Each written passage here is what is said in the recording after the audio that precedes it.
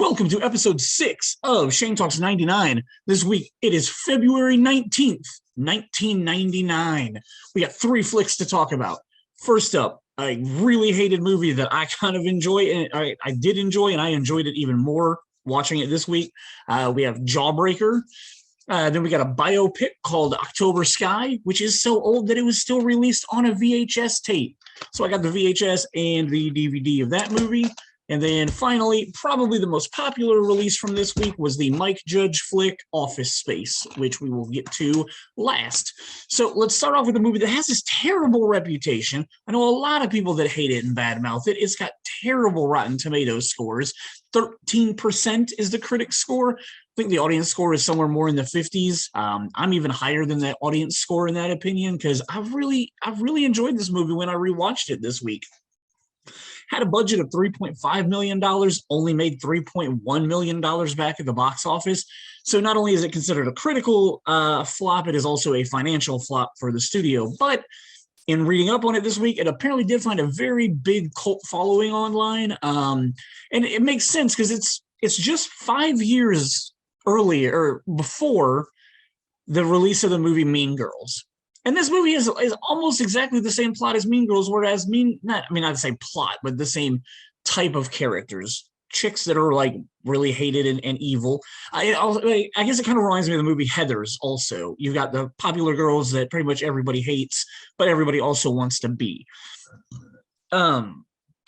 So while Mean Girls is a very comedy and very funny, this is a much more dark comedy. It involves the plot of a bunch of girls who try to prank one of their best friends on her birthday, accidentally end up killing her, then cover up the murder, then make the murder look like it was actually a rape. It's a pretty crazy and bizarre plot. And then what happens is one of the most unpopular girls in school overhears them talking about their plot to cover up their murder that they committed. So to keep her silent, they make her one of the most popular girls in school because that's what the nerdy girl wants, is to be one of the popular girls. So in order for her not to rat them out, they make her super popular. Main reason why I like this movie so much more now when I watched it was because in 1999, I did not know that Judy Greer played the nerdy girl who wants to be popular. In the opening credits, I saw her name and I said, oh my God, I like Judy Greer's in this movie. That's cool. Cause ever since I saw her in Love Monkey, everything she's ever popped up in, I've instantly liked even more. Cause I really dig her as an actress. She just always seems like a cool character. So the fact that like, this was one of her first films, was really cool. So I saw her name in the credits and I was like, oh, that's cool. I'm going to get, at some point some Judy Greer in this film.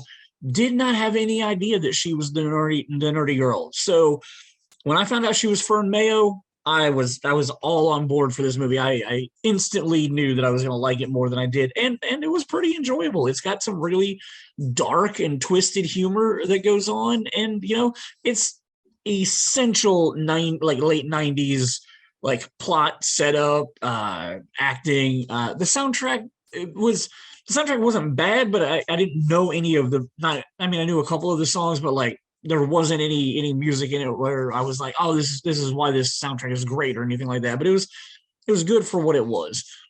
Rest of the cast, Rose McGowan, who in 1999 was the reason I wanted to watch this movie because she was just coming off Scream and Phantoms.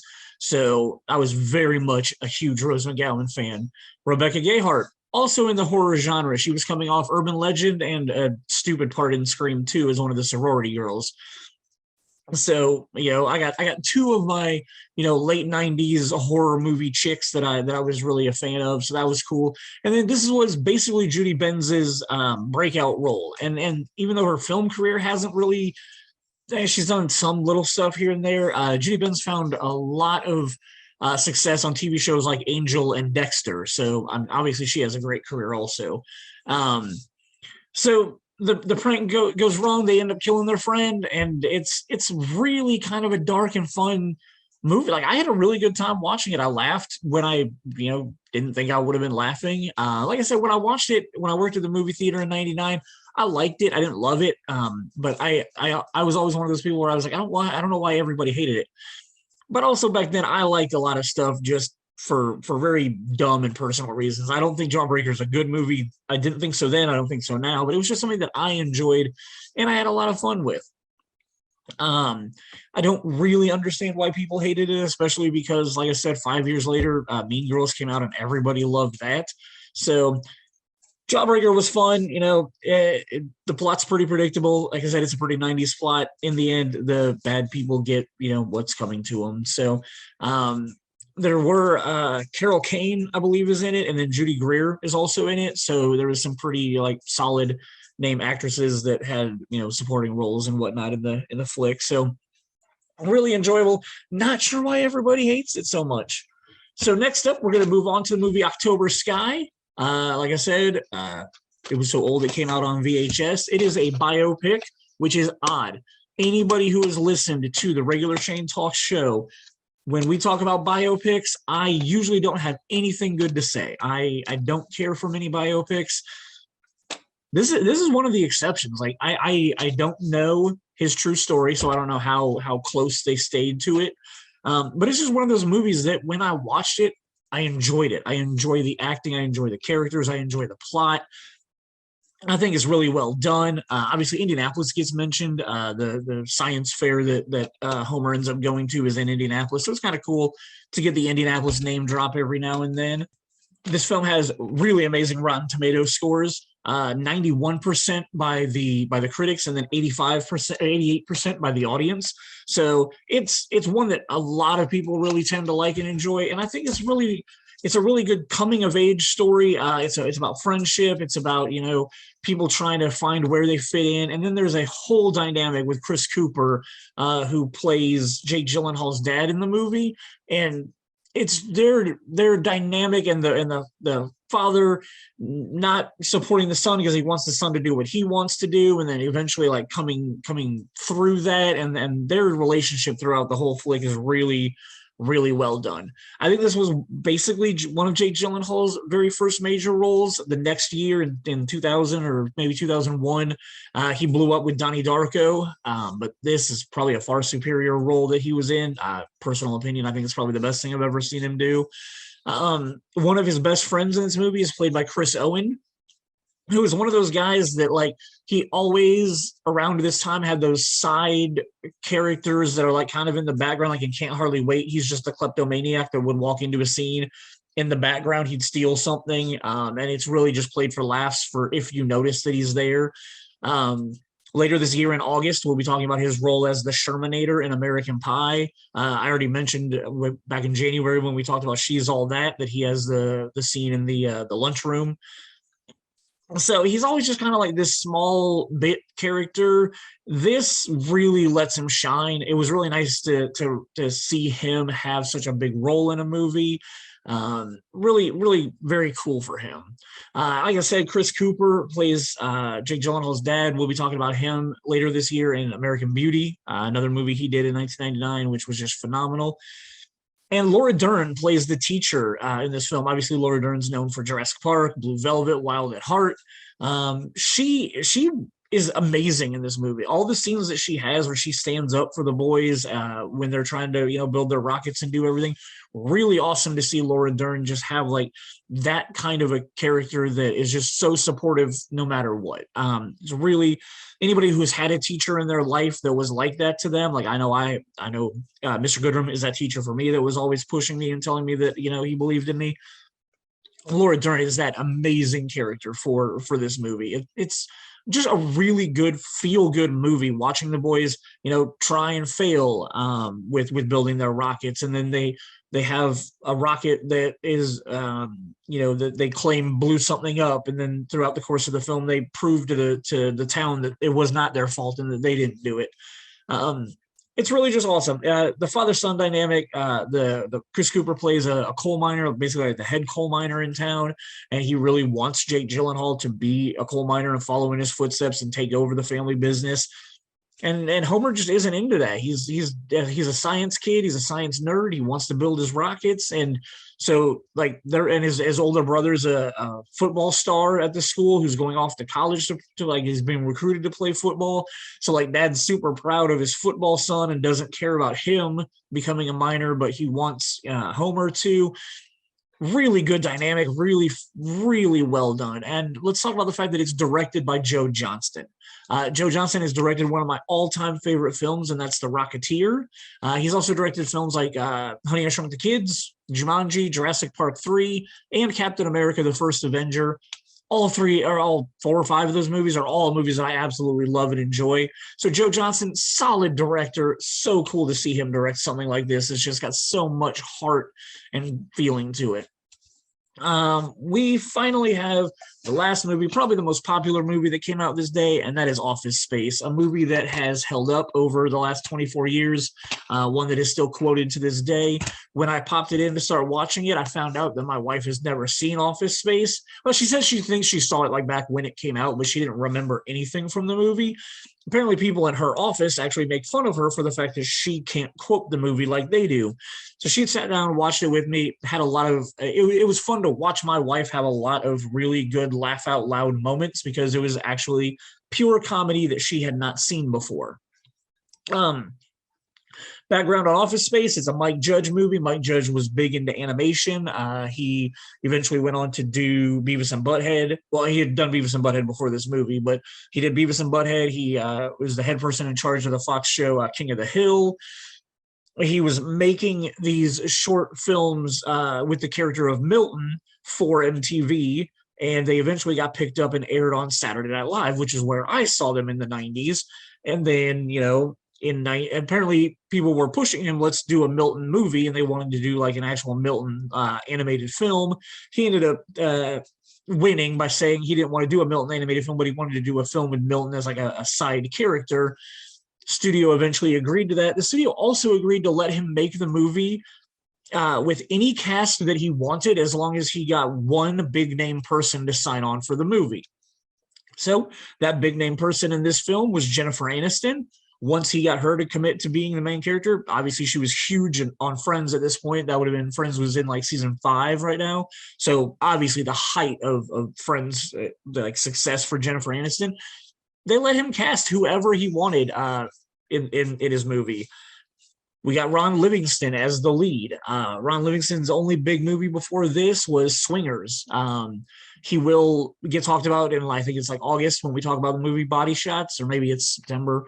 But there was a movie called Body Shots that he is in the ensemble cast of. It's not a great movie, but we'll talk about it when it comes up. But he had been in the movie Swingers. Swingers obviously had a huge cast, so I feel like he was probably, nobody knew which of those four main guys was going to explode the way that they did. Like, obviously, Jon Favreau's career is phenomenal now, but Vince Vaughn has had a really good career also. So I feel like this was like them kind of like testing the water to see how Ron Livingston would do as a lead in a movie. Two other big names in the movie. His boss is played by Gary Cole, who plays Lumbergh. Pretty successful career before this, but his only real big projects were in 1998, the year before. He was in I'll Be Home for Christmas and A Simple Plan. And like A Simple Plan is like, we got to put a little asterisk on A Simple Plan. When I worked in the movie theater, when I got hired in January of 1999, which is partially why I love this year so much. One of the first movies I used my employee pass to go see was A Simple Plan. So I always had in my mind that it came out in January of 1999. When I started getting everything in motion for this podcast, I went and found out that it technically was released December 11th of 1998. They released it then because they wanted it for Oscar contention for the 1998 films, as opposed to waiting an entire another year for 1999. So it got a very limited release, and so I had this real trouble deciding what I was going to do. But since it technically had been released in 98, I chose to just not include it in 99. But A Simple Plan is a phenomenal movie. Billy Bob Thornton is in it, and it is really, really good. So I highly recommend that movie also. I wish I would have done an episode to talk about it. But yeah, so the other character, the Milton character that the animated stuff was based on, making him a side character in this, is the actor Stephen Root, who's huge. A lot of people know him from True Blood. One of my favorite roles of his was the 1993 film Dave. But he's just that guy. I was just watching something this week, and I'm drawing a blank on what it was now, but it was Stephen Root was in it, and again, literally the day after I watched Office Space, I was like, oh, it's more Stephen Root in my life. So the movie, it feels like a Saturday Night Live movie to me, and I think that's why I'm fine with it. A lot of the Saturday Night Live movies, like A Night at the Roxbury or Superstar, they literally just feel like vignettes. Even the Blues Brothers falls into this also, but they're just kind of like vignettes of storytelling. Like there's kind of an overall plot, but it's more written about, in this scene, what can we do to make it really funny? So that's kind of how Office Space rolls for me. The plot of stealing the money doesn't even come up until halfway through the movie, and then the fallout from that.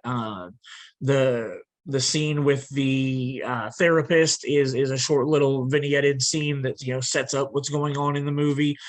Pretty much every time, who is it? Dietrich Bader plays the guy who lives next door to Ron Livingston. Every scene that they have together in Ron Livingston's apartment just kind of feels like it was specifically written as a sketch scene. So it's really just, every time Lumberg comes to Ron Livingston's desk, kind of just another sketch about, how this character is going to act. So it's really just a lot of sketches put together to make it like a kind of a plot. The third act kind of rushes through itself, resolving, all the problems and what goes on.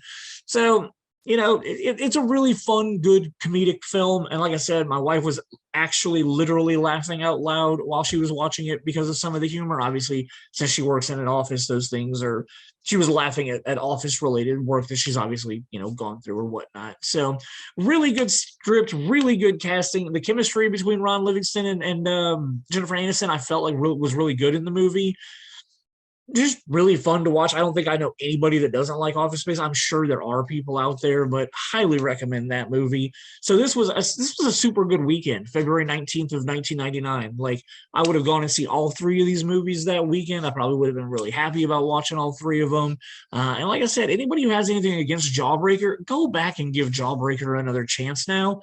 If you've seen Mean Girls and like it, it's literally like the dark comedy version of that involves murder. Like, it's fun, it's situational humor, it's ironic humor. Like I think some people who didn't like it, 20 years ago when they watched it, should give it another chance to see how they feel about it now.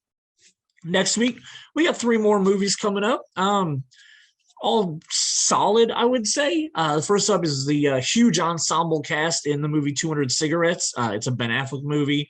Of course, I'm going to have a lot of good things to say about it. And it's one of those like multi-plot movies.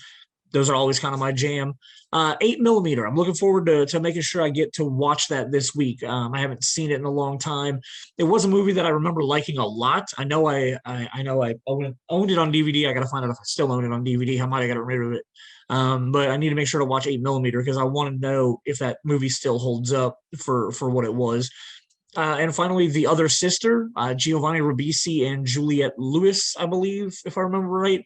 And that's another one of those. It's a feel-good, movie. It's going to be interesting to see how it holds up nowadays. I know society and the world has changed a lot. It's about an autistic, I believe, character played by Juliette Lewis. So it's going to be interesting to see how that holds up. So I'm looking forward to that. So we should have some good solid stuff to talk about next week. I appreciate your time this week listening to me ramble on about these 3 flicks that I like. All right. Thank you very much. I'll talk to you next week.